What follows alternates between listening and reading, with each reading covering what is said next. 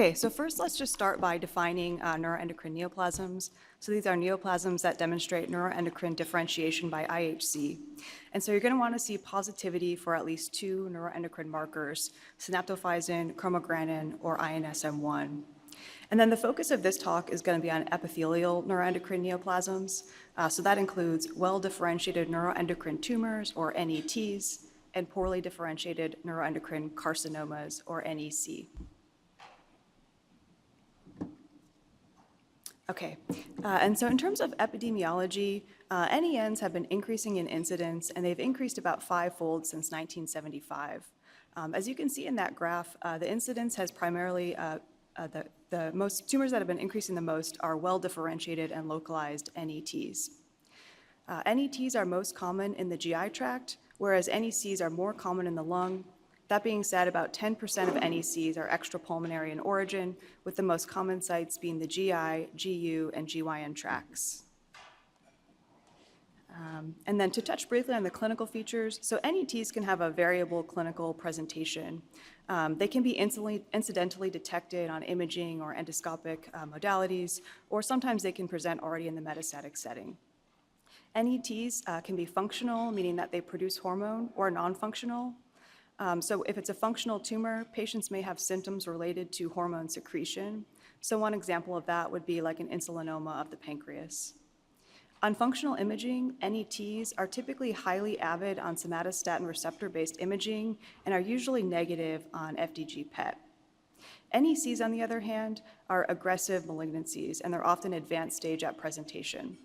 They have a slightly different functional imaging profile compared to NET. So they're typically highly avid on an FDG PET and usually negative or only weakly avid on somatostatin receptor-based imaging. All right, so getting into the pathologic classification. So NETs, neuroendocrine neoplasms are first divided on the basis of differentiation. So we have well-differentiated NETs, which are further subdivided based on proliferation. And so that's based on the higher of the mitotic count or the Ki-67, and the cutoffs are listed in that table. NECs, on the other hand, are definitionally poorly differentiated. The Ki must be greater than 20, but it's usually even much higher than that. One thing that's new in the upcoming 6th edition of the WHO is reporting the presence or absence of tumor necrosis. That's not used for grading, although it is in other sites like in the lung, but it's recommended to be reported as present or absent. Then there's also a couple categories of mixed tumors that include mixed neuroendocrine, non-neuroendocrine carcinoma, or MNN, and amphicrine-like carcinoma, which is a new entity in the upcoming WHO, and I'll define those more a little bit later. Okay, so getting into some morphology. So NETs typically show an organoid architecture, meaning that the cells have some kind of organization or structure. It's usually a very uniform monomorphic population of cells. Cytologically, the cells have round to oval nuclei with only mild nuclear atypia, and they may have that characteristic kind of clumped, quote-unquote, salt and pepper type chromatin. In terms of the stroma, NETs are often highly vascular, and they may have vessels in close association with tumor cells, and then they can have variable stromal hyalinization. Importantly, desmoplasia should be absent. And here's just an example of the different grades by Ki-67 for well-diff NETs. Okay, so getting into the molecular genetics of NETs, pancreatic tumors are the best characterized NETs.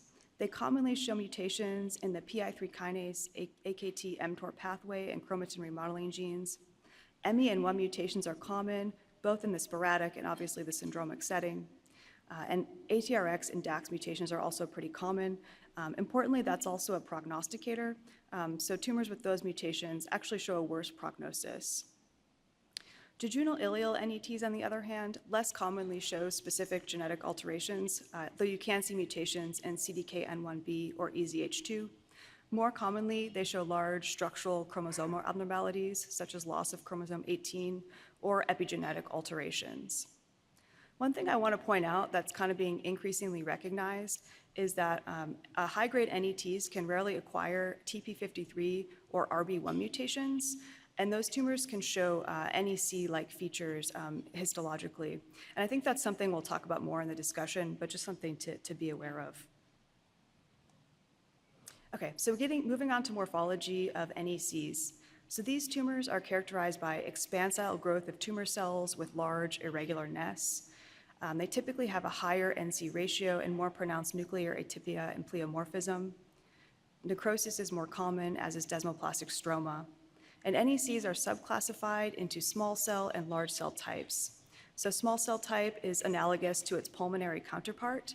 It's characterized by hyperchromatic nuclei with kind of finely granular chromatin and inconspicuous nucleoli, often see nuclear molding or crush artifact, and they usually have kind of only a minimal amount of cytoplasm. Large cell NEC, on the other hand, is characterized by kind of a uniform population of intermediate to large cells. They have kind of vesicular nuclei plus minus prominent nucleoli. And then looking at small cell versus large cell by site. So large cell morphology is more common in GI sites with the exceptions of the esophagus, anus, and gallbladder. Small cell morphology is more common in basically all the other sites. And then if you think about the morphologic differential, it's a little bit different for large cell versus small cell NEC. So your differential for large cell NEC would include a high-grade NET, mixed neoplasms, acinar cell carcinoma, particularly within the pancreas, or just a poorly differentiated adenocarcinoma that stains with neuroendocrine markers. On the other hand, small cell differential considerations would include Merkel cell carcinoma. That's essentially a small cell carcinoma of the skin, but it may be more responsive to immunotherapy, so it's important to separate out, as well as lymphoma and other small round blue cell tumors. And I'm going to talk a little bit more about the differential between NEC and G3-NET, as well as mixed neoplasms in a minute.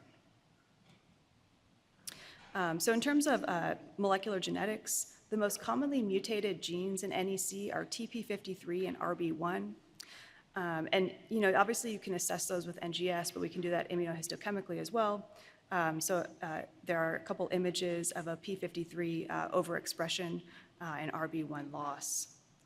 And then NECs from other sites can be driven by HPV, like in the GYN tract or the anus, or obviously Merkel cell carcinoma can be driven by Merkel cell polyomavirus. The polyomavirus negative cases, you can sometimes pick up a UV signature on NGS. Okay, and so then moving on to prognosis of NENs. So NETs can have kind of a variable prognosis depending on the grade, stage, and site of origin. So some NETs, for example, a type 1 gastric NET in the setting of autoimmune metaplastic atrophic gastritis, are very indolent tumors, whereas like a high-grade pancreatic NET may behave more aggressively. That being said, the prognosis is usually on the order of many years. NECs, on the other hand, are aggressive, and they're typically diagnosed at advanced stage. Small cell morphology is also typically associated with a worse prognosis. And then one thing I wanted to highlight is that the overall survival is substantially different between a G3 NET compared to an NEC, and that's depicted in that graph there. And so making that distinction is important. So a lot of times for like a lower grade NET compared to an NEC, it's morphologically an obvious difference where you have clear, well-differentiated morphology compared to poorly differentiated morphology. That being said, a proportion of the G3 NETs can have more ambiguous morphology. So an example of that would be in this image on the right here. So you can see that obviously there's a lot of mitotic figures. The Ki-67 is high, but there's more nuclear atypia compared to what you would typically see in a G3 NET. And so a case like that is challenging just based on morphology. So there are some additional studies we can do. So this is kind of a panel that can be helpful in distinguishing a G3 NET from an NEC. One thing I just want to point out is that no one marker is completely specific for this differential, and so it's important to interpret all of this IHC kind of in the broader morphologic context and in relation to each other. So Ki-67 is helpful. Definitionally it's going to be greater than 20% in both, but in NEC it's usually much higher, often greater than 55%, although sometimes it could be lower. A G3 NET is more common to have a Ki less than 55%, although sometimes it can be higher, like in the ambiguous case I just showed. RB is typically intact in a G3 NET and lost in an NEC. P53 is usually wild-type pattern in an NET and can show mutant pattern, either overexpression or null pattern in an NEC. P16 is usually negative or shows patchy, weak staining in an NET and is often strongly and diffusely positive in an NEC. Somatostatin receptor type 2 typically is strongly and diffusely positive in an NET and is usually negative or only kind of patchy, weak staining in an NEC. And then if you look at the pancreas, there are IHC that correlate with some of those genetic abnormalities that we mentioned. So you can do IHC for DAX, ATRX, or menin. There's this new BEN2 fusion positive pancreatic NET described by Dr. Singhi and colleagues, and there's IHC for that as well. Whereas NEC at the pancreas will show loss of DPC4 or SMAD4. And then one marker that's kind of emerging both for treatment and potentially for diagnostic stratification is DLL3. So in the studies that have been done so far, it's usually negative in a G3 NET and is often positive in an NEC. So here's an example of what that panel might look like on a case. So this was a core biopsy of a pancreas mass. You can see it was pretty fragmented. So it was kind of hard to assess the architecture. The Ki-67 is high, although not sky high. And then the tumor was diffusely positive for somatostatin receptor type 2, showed intact RB, wild type pattern P53, and then loss of ATRX. So that IHC profile would support the diagnosis of a G3 NET. On the other hand, here's an example of that performed on an NEC case. So you can see on the H&E, there's some necrosis and more nuclear atypia. The Ki-67 is quite high. Chromogranin shows kind of that punctate staining that you can see in NECs. In this case, showed loss of RB on IHC, which you can see in the bottom left panel. TTF1 can be positive in up to about 40% of extrapulmonary NETs. And then ATRX was intact in this case. So that panel supports the diagnosis of NEC.